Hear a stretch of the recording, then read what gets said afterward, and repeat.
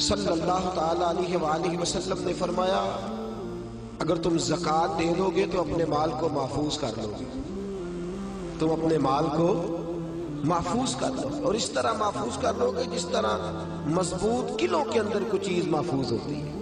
زکوٰۃ دے دو گے تو تمہارا مال محفوظ ہو جائے گا، بچ جائے گا، پھر سال گزرنے پر زکوٰۃ دینی ہے۔ سال گزرنے سے مراد وہ والے مہینے نہیں وہ وڈیریاں نے یاد کر لینے سون بھادو اسو تے منڈے کہنے نے جنوری فروری، تو اسلامی مہینے کدھر گئے جی؟ تو زکوٰۃ جو ہے وہ چاند کے مہینوں کے حساب سے فرض ہے، یاد رکھیں۔ اعلیٰ حضرت فاضل بریلوی رحمۃ اللہ تعالیٰ نے فتاویٰ رضویہ شریف میں فرمایا ہے کہ چونکہ یہی مہینے حج کے ہیں، حج کس حساب سے ہوتا ہے؟ چاند کے حساب سے۔ کس حساب سے بولیے گا جی؟ رمضان کس حساب سے آتا ہے؟ اس دفعہ جون کے حساب سے آیا یا اپنے حساب سے آیا ہے؟ چاند کے۔ تو فرمایا اللہ تبارک و تعالیٰ نے ساری عبادات تیرے اوپر چاند کے حساب سے فرض کی ہے، تو زکوٰۃ بھی اسی حساب سے تیرے اوپر فرض ہوگی۔ جب سال گزر جائے گا تو زکوٰۃ تیرے اوپر فرض ہو جائے گا۔ اب جتنا بھی مال انسان کے پاس ایسا موجود ہے کہ جو اس کی ضروریات، فقہ کے اندر کہتے ہیں اس کو حاجات اصلیہ، وہ حاجات اصلیہ سے جتنا مال بھی زیادہ ہے، ایک آدمی کو ایک موٹر سائیکل کی ضرورت ہے اور اگر اس نے 2 رکھی ہوئی ہے تو اسے دوسرے پر زکوٰۃ دینی ہوگی۔ ضرورت کتنی کی تھی؟ ایک کی، اس نے 2 رکھ لی۔ جاگ رہے نا آپ لوگ، اللہ آپ کو جزائے خیر دے، تو 2 رکھ لی اس نے، تو اس نے زکوٰۃ دینی۔ اب زکوٰۃ کیا ہر سال دینی ہے؟ اگر ہر سال مال کے نصاب رہے گا، میں نے کہا تھا آپ کو تھوڑا سا توجہ کرنی پڑے گی، ہر سال وہ مال کے نصاب ہوگا، اور سال کے شروع سے لے کر آخر تک اگر وہ مال کے نصاب رہا تو اس نے زکوٰۃ، درمیان کے اندر اگر کمی بیشی ہو گئی، یہ بات آپ نے غور سے سنی۔ میرے پاس صدر الشریعہ مولانا امجد علی اعظمی رحمۃ اللہ علیہ خلیفہ اعلیٰ حضرت کتاب میں ساتھ رکھے ہوئے، ساتھ جو ہمارے ہاں انسائکلوپیڈیا ہے فقہ حنفی کا، میں بڑی باریک کر کے اور آسان کر کے مسائل فقہ آپ کی خدمت میں عرض کرنے کی کوشش کر رہا ہوں، سمجھیے گا بات۔ ایک شخص کے پاس پیسے موجود تھے، 10 لاکھ روپیہ پڑا تھا اس کے اکاؤنٹ میں، اب اس کے پاس یکم رمضان کو 10 لاکھ روپیہ تھا، لیکن درمیان میں وہ 9 بھی ہوا ہے، وہ 8.5 بھی ہوا ہے۔ جب اگلے سال کا یکم رمضان آیا تو وہ پھر 10 لاکھ ہو گیا، وہ چاہے 1 مہینہ پہلے ہو یا 1 منٹ پہلے، اس نے اس کی زکوٰۃ، اب وہ یہ نہیں کہہ سکتا کہ میرے پاس تو درمیان میں 2-3 دفعہ کم بھی ہوا ہے تو سال تو گزرا ہی نہیں۔ ہاں، مال فی نفس سے ہی ختم ہو جائے، بالکل ختم ہو جائے، رہے ہی نہ۔ ایک دفعہ 10 لاکھ کا 10 لاکھ ہی چلا گیا، اس کی جیب میں کوئی شے نہیں بچی، اب جب نئے سرے سے 10 لاکھ آئے گا تو سال اس حساب سے کاؤنٹ کیا جائے، تو اس پر زکوٰۃ دینی ہے۔ ہاں، اگر اس نے قرض دینا ہے تو پہلے قرض ادا کرے گا، پھر وہ زکوٰۃ دے گا۔ زکوٰۃ دینے کی بات آپ کی سمجھ میں آ گئی؟ کتنی دینی ہے؟ نصاب کتنا ہے؟ ویلو پھر سونے دی گل ہی کرتے ہو، اللہ میں چاندی دی بھی کیتی ہے، 52.5 تولے چاندی یا 7.5 تولہ سونا، اس پر زکوٰۃ آئے گی۔ سال گزرنے کے بڑا آسان رکھا ہے شریعت نے اس نے، اور جو ضروریات سے زیادہ چیزیں ہوں گی اس پر زکوٰۃ آئے گی، اور مال تجارت پر زکوٰۃ آئے گی۔ سن لے، کس مال پر زکوٰۃ آئے گی؟ سارے بول دیں ایک دفعہ آپ کو یاد ہو جائے، کس مال پر؟ مال، یعنی جو مال آپ نے انویسٹ کیا ہوا ہے نا، نفع پر نہیں آئے گی۔ سن لے، مال تجارت پر ہے، یعنی جتنا دکان کے اندر مال پڑا ہے، کپڑا جتنا پڑا ہوا ہے، برتن جتنے پڑے ہوئے ہیں دکان کے اندر، جس کے اندر سامان پڑا ہوا ہے، سب کا حساب لگا کے زکوٰۃ دینی، سب کا حساب لگا۔ وہ اس طرح نہیں دینی زکوٰۃ کہ پرانے کپڑے نئے جو آئے تھے عید پہ وہ تو بک گئے، پرانے رہ گئے جن کو خریدتا کوئی نہیں، تو اب ارادہ کیا چلو یہ زکوٰۃ میں دے دیتے۔ اس طرح لن تنالوا البر حتی تنفقوا مما تحبون، فرمایا تجھے نیکی اس وقت ملے گی جب تو اپنی پیاری چیز اللہ کی راہ میں خیرات کرے، جب تو اپنی پیاری چیز اللہ کے راستے میں۔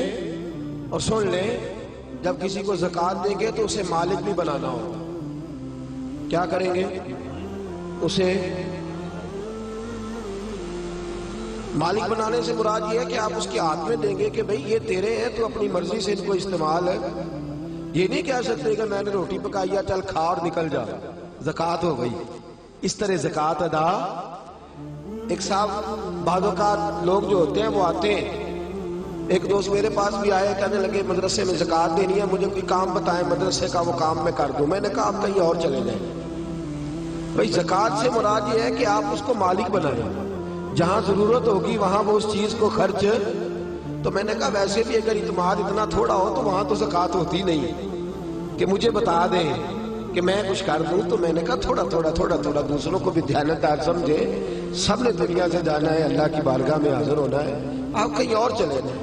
ویسے بھی ہم نے تھوڑا رویہ اور طرح کا رکھا ہوگا ان معاملات کے اندر، ہم ذرا ویسے ہی محتاط چلتے ہیں۔ تو عرض کرنے کا مقصد یہ ہے کہ آپ سامنے والے کو مالک بنائیں، اسے آپ مجبور نہیں کر سکتے۔ ایک مثال سنیے، اگرچہ کپڑے دینے سے زکوٰۃ ادا ہو جاتی ہے، لیکن ایک آدمی کے پاس کپڑے تو ہیں، دوائی کے پیسے نہیں، آپ اسے زکوٰۃ دیتے ہیں، کہتے ہیں کپڑے خرید لے۔ اسے کپڑوں کی ضرورت ہے کہ دوائی کی؟ وہ بغیر دوائی کے اٹھ ہی نہیں سکتا چارپائی سے۔ آپ نے اسے پابند کر دیا ہے کہ تو نے کپڑے لینے، تو وہ کیا کرے گا؟ تو آپ اسے مالک بنائیں۔ اور پھر شریعت کہتی ہے کہ مستحب یہ ہے کہ ایک کو زکوٰۃ زیادہ دو تاکہ اس کا کچھ بن جائے۔ بلکہ حضرت عمر بن عبدالعزیز تو فرمایا کرتے تھے کہ اس کو زکوٰۃ لگتی ہو تو اتنی دے دو کہ اگلے سال وہ خود زکوٰۃ دینے کے قابل ہو جائے۔ یہ جو بانٹنے کا طریقہ ہے نا، 100 کر کے، وہ فقیر ساری زندگی، اور میں اکثر کہتا ہوں مانگنے والا بھی ساری زندگی اسی چکر میں رہتا ہے، اسی چکر میں۔ حاجی صاحب نے اس دفعہ آٹے کا توڑا دیا تو جاتی دفعہ کہتے ہیں اگلے سال بھی ساڈا خیال رکھے گا۔ او خدا کے بندے، اگلے سال بھی تیرا یہی پروگرام ہے مانگنے کا ہی، تو یہ دعا کیوں نہیں کرتا کہ یا اللہ اگلے سال مجھے دینے کی توفیق عطا فرما، مجھے ہمت دے، اگلے سال میں دینے لگ جاؤں۔ تو زکوٰۃ آپ سامنے والے کو مالک بنائیں اور ضروریات سے زیادہ حساب لگائیں۔ ہر شے سن لیں، جو بچی کے لیے آپ نے جہیز بنا کے رکھا ہوا ہے اس پر بھی زکوٰۃ آئے گی، آپ نے اس پر بھی زکوٰۃ دینی ہے۔ آپ نے اپنے مکان کے لیے پیسے رکھے ہوئے ہیں کہ میں نے مکان خریدنا ہے، خرید لیں گے تو زکوٰۃ نہیں آئے گی، اور جب تک خریدتے نہیں اس وقت تک زکوٰۃ آئے گی۔ اللہ تبارک و تعالیٰ نے جو قاعدہ ہمارے لیے بیان فرمایا، ہمیں اس قاعدے کو ہمیشہ یاد اور باریک حساب کریں۔ زکوٰۃ کا باریک حساب کریں، ایک آنا بھی پیچھے نہیں بچنا چاہیے، زیادہ سے زیادہ دیں، زیادہ سے زیادہ دیں۔ ہم لیتے وقت حساب باریک کرتے ہیں اور دیتے وقت کون سا کرتے ہیں بھلا؟ موٹا موٹا۔ جی وہ کیا ہوتا ہے جی؟ وہ موٹا موٹا تو چاہیے تھا نا، ذرا موٹا موٹا ہوتا، لیکن وہ ہم کام نہیں کرتے۔ باریک حساب کریں۔ فرض جو ہوتا ہے نا، فرض دیکھیں، ایک شخص کہتا ہے میں موٹا موٹا کر کے عشاء کی نماز پڑھ رہا ہوں، کتنی رکعتیں پڑھی ہیں، کہ مجھے یاد ہی نہیں، تو نماز ہو گئی اس کی؟ اسے پتا ہونا چاہیے میری انویسٹمنٹ کتنی ہے، میرے ضروریات کتنی ہیں، اور میں نے کتنے پیسے میں بچاتا ہوں، مجھے ان پر زکوٰۃ دینی۔ زکوٰۃ دینی کس کو ہے یہ سن لیں۔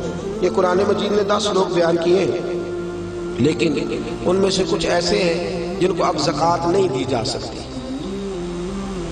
زکوٰۃ دی نہیں جا سکتی۔ مثلا ایک قرآن مجید نے مؤلفۃ القلوب بیان کی، جو لوگ نئے کلمہ پڑھتے ہیں ان کی تالیف قلب کے لیے ان کو ان کے گھر والے خاندان والے نکال دیتے تھے، ان کو بھی زکوٰۃ دی جا سکتی تھی تاکہ وہ اپنے پیروں پر کھڑے ہوئے۔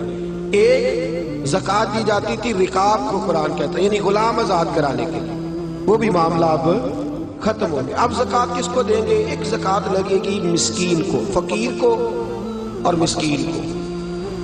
فقیر اس کو کہتے ہیں جس کے پاس ضروریات کی چیزیں موجود نہ ہوں۔ کون سی چیزیں جی؟ یعنی وہ اپنی ضروریات بھی بیچارہ خود پوری نہیں کر سکتا، وہ اپنی دوائی نہیں لے سکتا، وہ اس کی آمدن اتنی تھوڑی ہے کہ وہ جو اس کی تنخواہ ہے ماہانہ اس سے وہ اپنی گزر اوقات نہیں کر سکتا، تو اس کو کیا کہتے ہیں؟ فقیر۔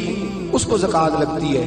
مسکین اس کو کہتے ہیں جو اتنا غریب ہو کہ صبح کی روٹی ہو اور شام کی روٹی بھی اس کے پاس موجود نہ ہو، اس کو بھی زکوٰۃ لگتی ہے۔ پھر اس کے بعد جو عاملین زکوٰۃ ہوتے ہیں، یعنی جن کی ڈیوٹی ہوتی ہے زکوٰۃ اکٹھی کرنے کی، ان کو بھی زکوٰۃ میں سے تنخواہ دینا جائز ہے۔ جو عاملین مقرر کیے جاتے تھے نا، اب تو اتنی زکوٰۃ اللہ خیر کرے ہوتی کافی زیادہ